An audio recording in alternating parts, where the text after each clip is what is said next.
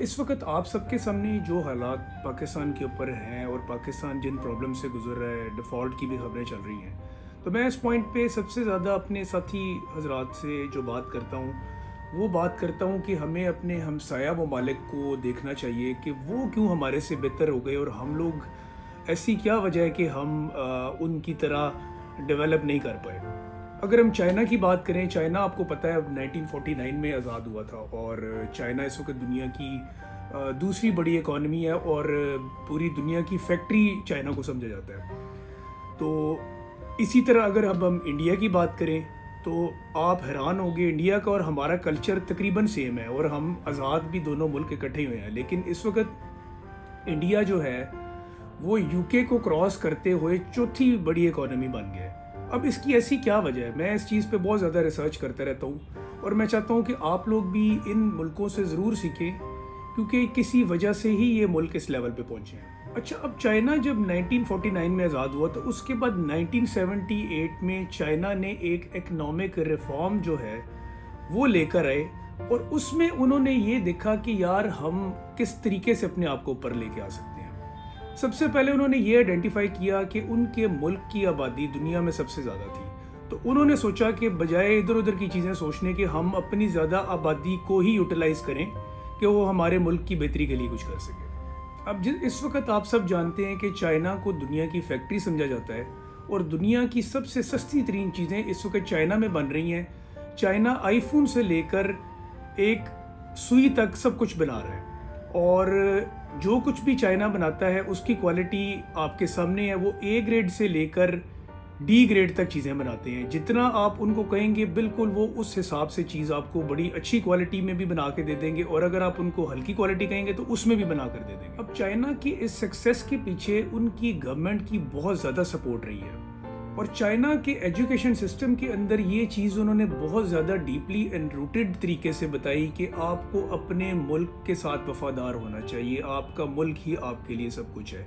इसी तरह अगर आप इंडिया की बात करें तो यहाँ पर आप कभी वाघा बॉर्डर पर जाकर देखें तो इंडिया वाले हमेशा आपको जय हिंद के नारे लगाते हुए नजर आएंगे, यानी वो भी अपने मुल्क को बहुत ज़्यादा वैल्यूएबल और बहुत ज़्यादा तज़ीम की नज़र से देखते हैं। उसके बरक्स पाकिस्तानियों में मैंने एक नेगेटिव मेंटालिटी बहुत ज़्यादा देखी है और पाकिस्तानियों को मैंने पाकिस्तान को लेकर इतना ज़्यादा संजीदा भी नहीं देखा और पाकिस्तानियों को अपने मुल्क के मफाद की बजाय ये पड़ी रहती है कि यार हम अपने मफाद जो है उसको पहले प्रायोरिटी के ऊपर रखें। ठीक है, इंसान की नेचर है कि वो अपनी मफाद के बारे में ज़रूर सोचता है, लेकिन आप यार जिस मुल्क में रहते हैं आप उसके बारे में ज़रूर सोचें, क्योंकि उसके अंदर ही आपने रहना है और वही आपकी पहचान है। हम अगर इस मुल्क का गलत इंप्रेशन बनाएंगे तो ये जो इस वक्त हमारे साथ हो रहा है कि हमारा पासपोर्ट भी इस वक्त 100 से नीचे नंबर पर चला गया है और इंडिया का इस वक्त कुछ 60-70s में है, पासपोर्ट हमारे से काफ़ी ऊपर है। तो इवेंचुअली इस तरह होगा कि हम जहाँ पर भी जाएंगे हमें एक दहशतगर्द और हमें एक थर्ड ग्रेड शहरी के तौर पर देखा जाएगा। तो खैर, मैं अपने टॉपिक पर वापस आता हूँ कि चाइना ने अपने आप को किस तरह इम्प्रूव किया। एक तो ज़्यादा आबादी की वजह से चाइना की लेबर कॉस्ट बहुत कम थी। दूसरा, चाइनीज़ हुकूमतों ने स्किल्ड मेंटरशिप प्रोग्राम इंट्रोड्यूस कराए।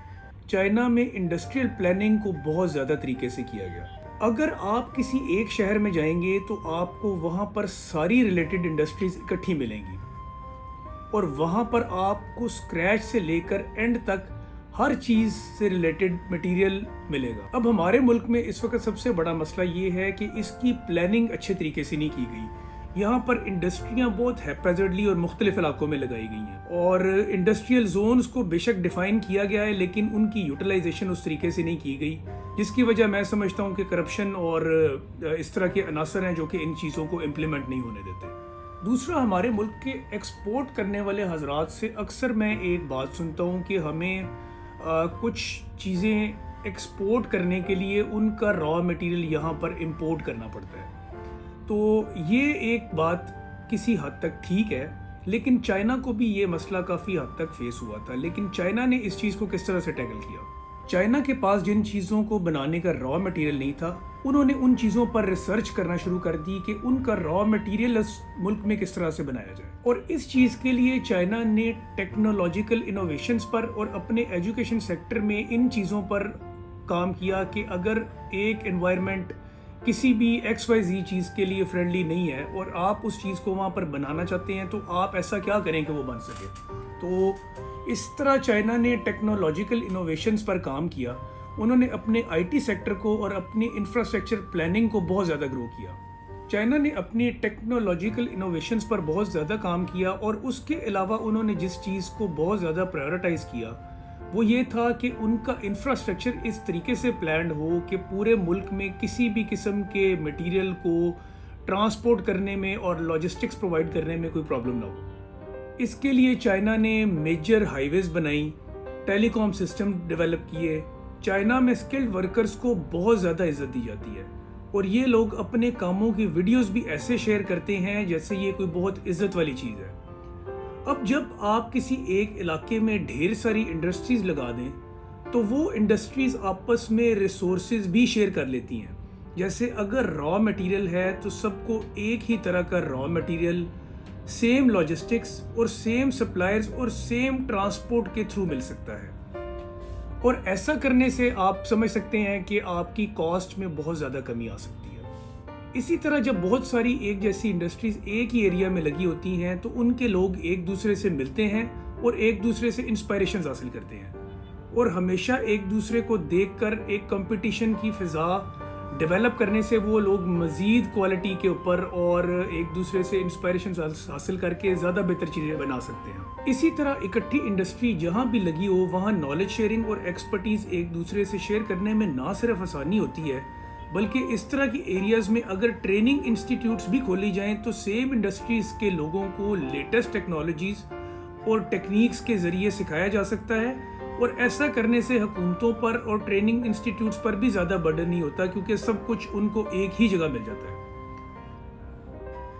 اب پاکستان میں نے یہ چیز دیکھی ہے کہ پاکستانی لوگوں کے اندر لیگ پولنگ مینٹیلٹی بہت زیادہ ہے. ہماری انڈسٹریز میں اور ہمارے بزنسز میں زیادہ تر لوگ یہ سوچتے ہیں کہ ہم ایک دوسرے کو ہرا کر یا ایک دوسرے کی ٹانگیں کھینچ کر ہی اوپر آ سکتے ہیں. دراصل یہ دور کولیبوریشن کا دور ہے.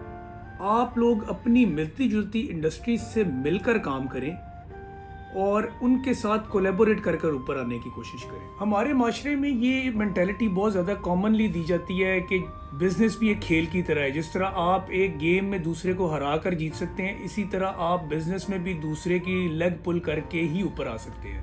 تو یہ مینٹیلٹی ہمیں چینج کرنا ہوگی. اب دنیا میں جتنی بھی ترقی یافتہ آرگنائزیشنز ہیں ان کو آپ دیکھیں گے تو انہوں نے دوسری آرگنائزیشنز جو ان سے ملتے جلتے کام کرتی تھی ان کے ساتھ کافی زیادہ کولیبوریٹ کرنے کی کوشش کی. اگر آپ امریکہ کی بات کریں تو سلیکان ویلی کے اندر ان کی ساری IT انڈسٹریز آپس میں کنیکٹڈ ہیں.